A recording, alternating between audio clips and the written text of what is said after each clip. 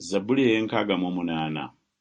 Katonda agolokoke abalabe be basaasaane, era n'abo abamukyawa badduke mu maaso ge.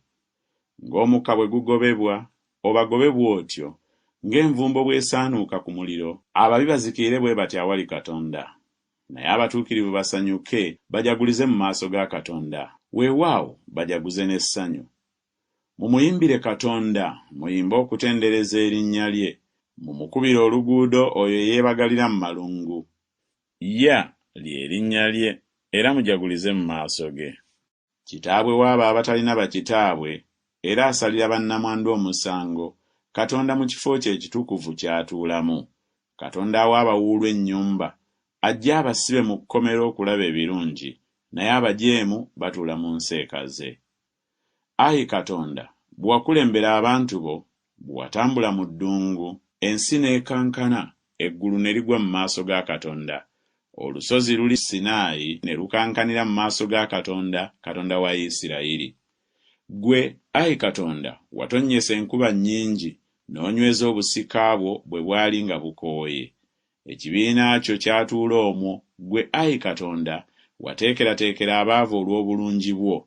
Mukama yawa ekigambo, abakazi ababuulira ebigambo ly'eggye eringi. Bakabaka b'eggye badduka. Omukazi asigala eka y'agaba omunyago. Muligalamira mu bisibo by'endiga, ng'ebiwaawaatiro by'ejjiba ebibikkibwako effeeza, n'ebyoya byalyo ebiriko ezzaabu emmyufu.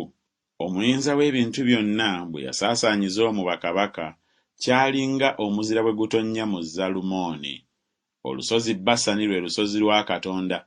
Olusozi Basani lwe lusozi oluwanvu. Kiki ekibaluziimuuza mmwe ensozi empanvu, olusozi Katonda lwe yayagala okulutuulako?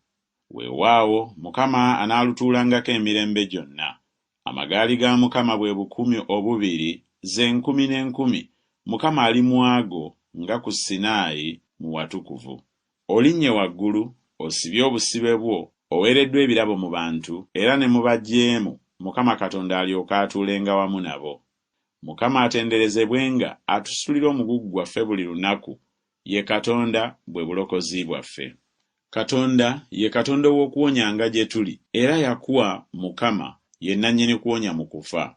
Naye Katonda alifumita omutwe gw'abalabe be, n'obwezinge obuliko enviiri obwa buli muntu anyiikira okuzza omusango. Mukama yayogera nti, ndikomyawo okuva mu Basani, ndibakomyawo okuva mu buziba bw'ennyanja. Olyoke onnyike ekigere kyo mu musaayi, olulimi lw'embwazo lubeerenga n'omugabo gwalwo eri abalabe bo. Balabye bw'otambula, ayi Katonda, gwe Katonda wange, Kabaka wange, bw'otambula ng'oyingira mu watukuvu. Abayimbi bakulembedde, abakubi b'ennanga bagoberedde, wakati mu bawala abakuba ebitaasa. Mwebalize Katonda mu bibiina, ye Mukama, mmwe ab'oluzzi lwa Isirayiri. Waliwo Benyamini omuto abafuga, waliwo abalangira ba Yuda n'abateesa nabo, waliwo abalangira ba Zebbulooni, abalangira ba Nafutaali. Katonda wo alagidde amaanyi go, onywezenga, ayi Katonda, kiwatukolera. Olwa yeekaalu yo eri mu Yerusaalemi, bakabaka kye banaavanga bakuleetera ebirabo. Onenye ensolo ey'omu bitoogo, ente nnyingi eza sseddume n'ennyana ez'amawanga, ng'olinnyirira ebitundu eby'effeeza n'ebigere byo, asaasaanyizza amawanga agasanyukira entalo. Abalangira baliva mu Misiri, Kuusi eryanguwa okugola emikono gye eri Katonda. Muyimbire Katonda, mmwe amatwale g'ensi, kale muyimbe okutendereza Mukama. Oyo eyeebagala ku ggulu eriri waggulu w'eggulu, eryabaawo edda n'edda lyonna. Laba ayogera n'eddoboozi lye, ly'eddoboozi ery'amaanyi. Mumuwe Katonda amaanyi, obulungi bwe bufuga Isirayiri, n'amaanyi ge gali mu ggulu. Ayi Katonda, oli wa ntiisa ng'oyima mu bifo bye ebitukuvu. Katonda wa Isirayiri yawa amaanyi n'obuyinza abantu be. Katonda yeebazibwe.